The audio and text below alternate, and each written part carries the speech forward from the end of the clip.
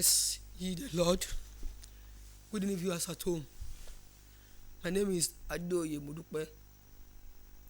I want to welcome us back to another episode of the Lord Message to the World today in Jesus' name. It has been a quite long time, but we thank God for His grace and the opportunity and privilege to be here this hour.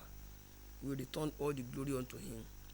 I always work and our family and our business.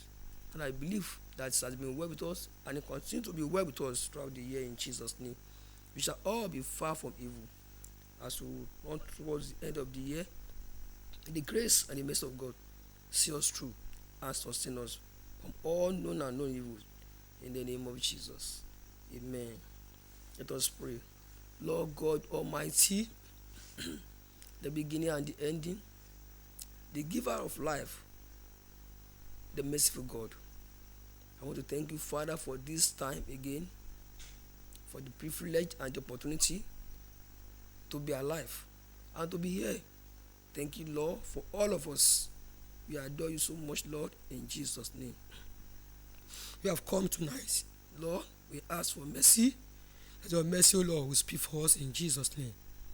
Holy Spirit divine, we invite you now that you take over this hour and speak through me to your children and bless them together in Jesus' name. At the end of everything, your name alone be glorified. For in Jesus' mighty name we have prayed. Amen. Excuse me. You are welcome again in Jesus' name. Today the topic I have before me is the fear of God. And this is a popular topic, but God has something to say again. And our text is taken from the book of Psalm 34, verse 1 to 10, and Proverbs 9, verse 10. The topic is the fear of God. Text Psalm 34, verse 1 to 10, and Proverbs 9, verse 10. I want to read Psalm 34. I will bless the Lord at all times. His praise shall continually be in my mouth. My soul shall make a boast in the Lord. The humble shall hear thereof and be glad. O magnify the Lord with me, and let us exalt his name together. I sought the Lord, and he heard me, and delivered me from all my fears. They looked unto him, and they were lightened, and their faces were not ashamed. Verse 6. This poor man cried, and the Lord heard him, and saved him out of all his troubles. 7. The angel of the Lord encamped round about them that fear him, and deliver them. O taste and see, the Lord is good. Blessed is the man that trusted in him. Verse 9. O fear the Lord, ye his saints, for there is no want to them that fear him. 10. The young lions do lack and suffer hunger, but they that seek the Lord shall not want any good thing. Amen. If a person or a man has the fear of God in him or her, on his heart, he or she will have wisdom, ogbon, to do good. He or she will have knowledge, imo, to know that evil is different from good, to discern. Without having wisdom and knowledge of God, it will be difficult for a man to know fully well, to fear God, knowing fully well that God is a terrible God and a fearful God, a consuming fire. So, for us not to be consumed, we need to walk in the fear of God. Then, what is the fear of God? According to Proverbs 9, verse 10. The fear of the Lord is the beginning of wisdom and knowledge, for the Holy One is understanding. When you have that fear, you have that wisdom, you have the knowledge to be able to discern. It means that fearing and knowing God is the way to gain wisdom and understanding. That is, it will help us to develop the ability to recognize and avoid evil. Be able to know that this is evil, this is good. But without that fear of God in you and in me, it will be difficult to know some things that are evil. Some people see it as not, does not matter, ordinary, so they can go into it. But if you are a child of God and you have the fear of God, you will not go into such kind of things. This fear of God gives us hope and a purpose. What do I mean by that? Hope. When you fear God, that joy of doing His will automatically radiate your heart. The joy of being able to obey God's commandment will flow in your hearts. And for those that obey God, there is always a reward, the blessings, uncountable blessings, reward, both in kind, in cash, physically and spiritually. And God cares for His children, those that obey Him. Say, if you love me, you obey me. So, and at the end of it, the purpose of every this you are saying is also make heaven and have eternity. So it's always, when you fear of God, there's always hope and a purpose, that is eternity. The truth is that obedience is the outward evidence of the fear of the Lord. Exodus 20 verse 1 to 20. God listed all the commandments. He gave all this to Moses. In that Exodus 20, we all know it. We cannot go there because of our time. So when we obey God, it's an outward evidence. Outward, people that fear God, you can see that this one fear God. Thou shalt not kill. Thou shalt love your God with all your heart. Thou shalt love your neighbor. So when you do contrary, it means you don't have the fear of God in you. You don't fear God. It's like one saying that, what is God going to do for me? Thou shalt not kill. You are killing. Indirectly, you are telling God, what is He going to do for you? So the truth is that obedience is the outward evidence of the fear of God in our hearts, in our lives. Fear is an evidence that you know and you love God. So when we fear God, we will obey Him totally, and immediately, even if it hurts us. Yes, so many times it's always hurting to do God's will. It's not always palatable to obey God. At times it's not convenient, but because we have the fear of God in us, we just have to obey Him. Sit down. Go there. Sitting down might not be convenient for you at that time. Going there might not be convenient for you at that time. But because of that fear in you, that if I do contrary to God's will, I become a sinner before Him. I know that the sinner does not see His glory. What do? You have to humbly submit yourself to that instruction, whether it is hunting or not. Even when we don't even know, we don't understand what He's telling you, even when we cannot even see the benefit and the repercussion of our action, all we need to do is simple obedience, which is, we have said that, is an outward evidence of the fear of God in our life. That's what you do. It's not cost anything more than that. The fear of God, according to the Bible, is a continuous submission to God in humility and faith. Nobody has ever seen God, but we believe and we know that God exists. I know and I believe by His grace and mercy. So what do? You submit to Him in humility and faith, because if you do anything contrary, you become a sinner, and sin, the spirit of sin, is death. So you have to, whether it is that obedience is convenient or otherwise, you have to do it. You have to have have hatred for anything evil and desire to turn away from them if you have the fear of God in you. Obedience is an outward evidence. So fearing God is better than having all the riches and treasure of this world. Some people believe they prefer to enjoy the riches and have and pleasure of the world than having the fear of God in them. No. God says, thou shalt not kill. Yes, because they want to be rich, they want to enjoy the world, these things. They go against the way of God and kill. And the Bible says, whoever kills shall be killed. If you kill, you have committed murder.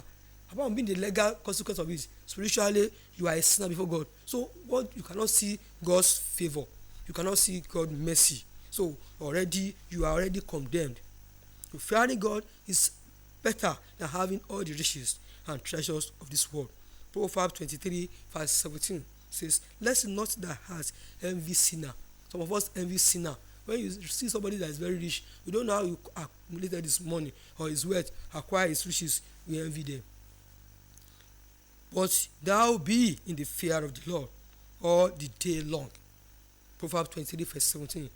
Let not thy heart envy sinner, but thou in the fear of the Lord all the day long.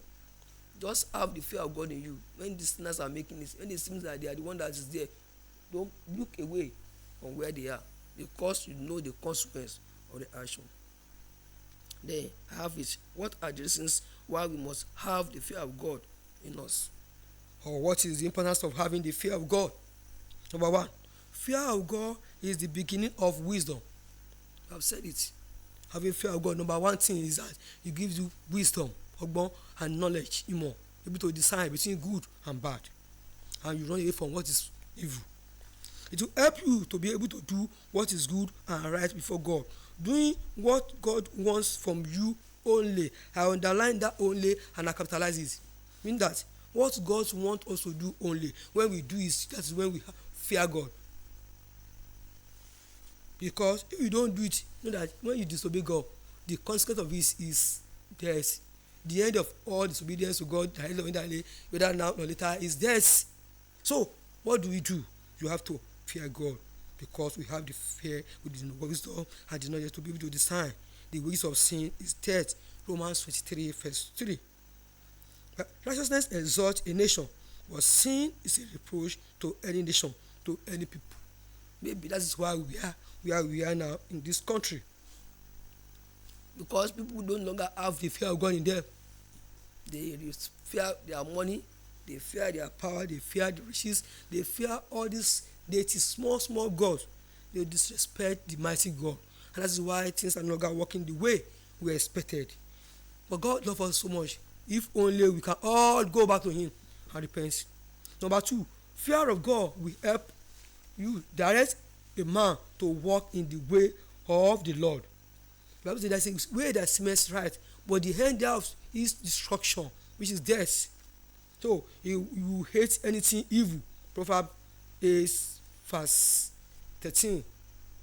I would love to read this Proverbs 8:13 because of our time. I don't know if I can read it.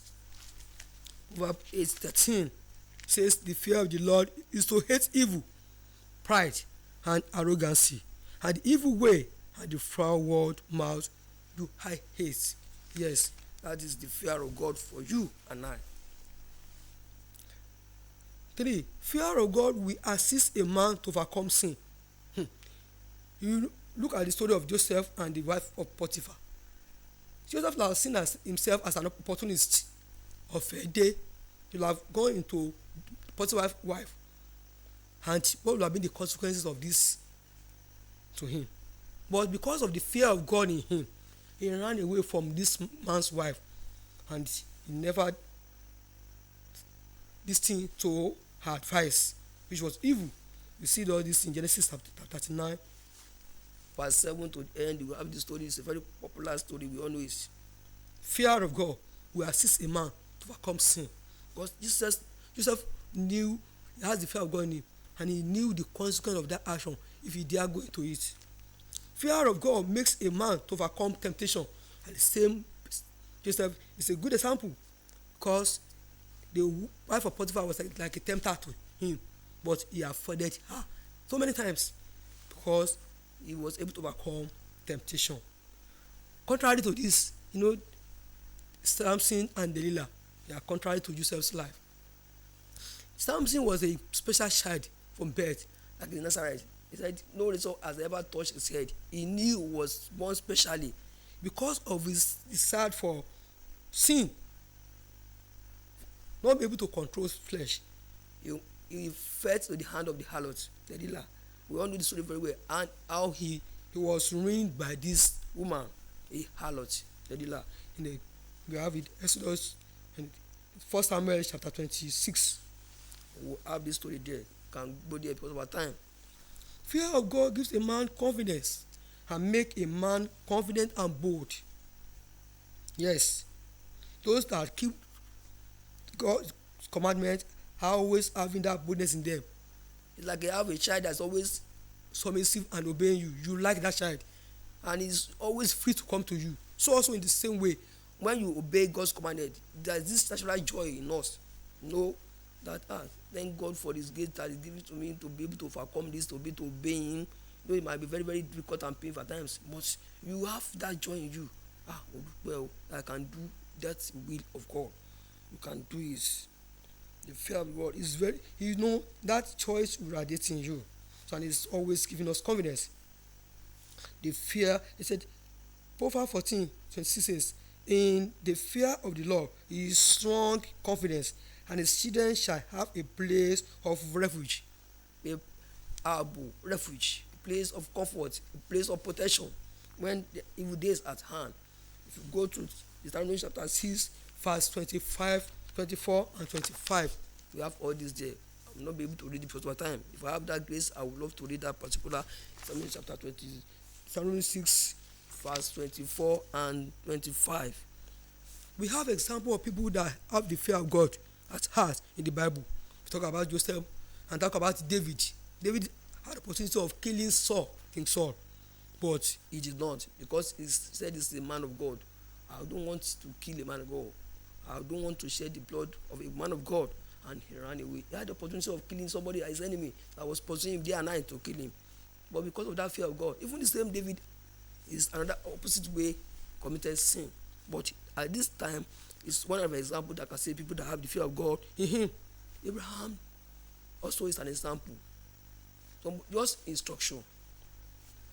Go and take the only child you have for me as a sacrifice, without any disrespect to God's commandment, without any question or query.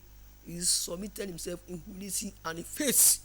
Just went there to go and do what God asked him to do. And you know the story very well, how God was able to replace Isaac with a sheep and make that sacrifice. It's because of the fear of God.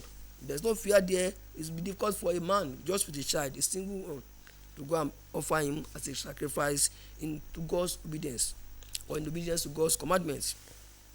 So also we also have some examples in the Bible of people that did not have the fear of God and did against the commandments of God and the consequence of their actions. Some of them, we have them like David and Bathsheba. I told you, David too, he was a victim at that time.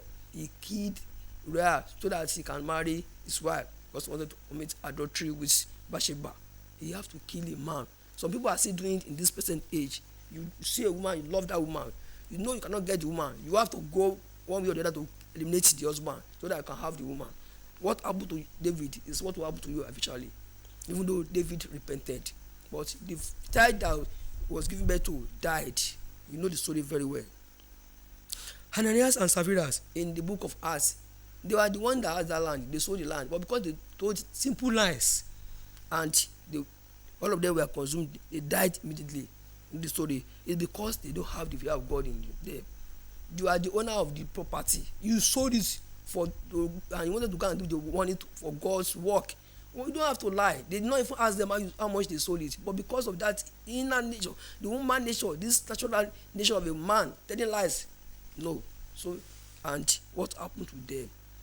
Two of them died and they were destroyed at the end. Even with their money that they brought to God, instead of receiving blessing, they received death because they don't have the fear of God in them. Nebuchadnezzar, the king in the Bible, know this story very. He became arrogant to his maker after acquiring wealth, and you know what happened to him? He was returned to the bush like an animal, eating grasses, like living in the bush like animal, a king, until he repented and God showed mercy on him and he came back to the palace. These are people that don't have the fear of God, and we are seeing the consequence of God's action upon them. These are lessons for us too to learn from, so that we don't fall victim of this action. Once you don't have the fear of God, you cannot see God's favor. Haman and the Mordecai in the book of Esther, you know very well. Haman, what happened to him and how he was destroyed by himself. He destroyed himself with his hand. So some people are Hamans of this generation. There are still many, many around. And the consequence of Haman is a portion. Except you repent. It is not me, it is the word of God. Except a man repents, he will likewise perish. That's what Jesus told them. Naboth and King Ahab, remember very well, and Jezebel, his wife, and what they did to Naboth vineyard because of covetousness. They killed the man for his property, not for them. And what happened to them? Both the husband and the wife, especially the wife, died miserably. It was the dog that was licking her blood. That is the end of a wicked person. That is the end of someone that does not have the fear of God in them. Most of our time, fear of God, is very, very important. That we fear of God redeem us from death of second death in hellfire. Since but the joy that you are able to keep God's commandment is great. That joy brings healing into your life, and when you have healing, you have good health, you can live long. In conclusion, because of our time, the fear of God is the beginning of wisdom and knowledge. So only those people that have the fear of God that can escape the wrath of God. People no longer fear God, and this is evidence from what we see, what we hear around us, and evidence of evil acts in our society.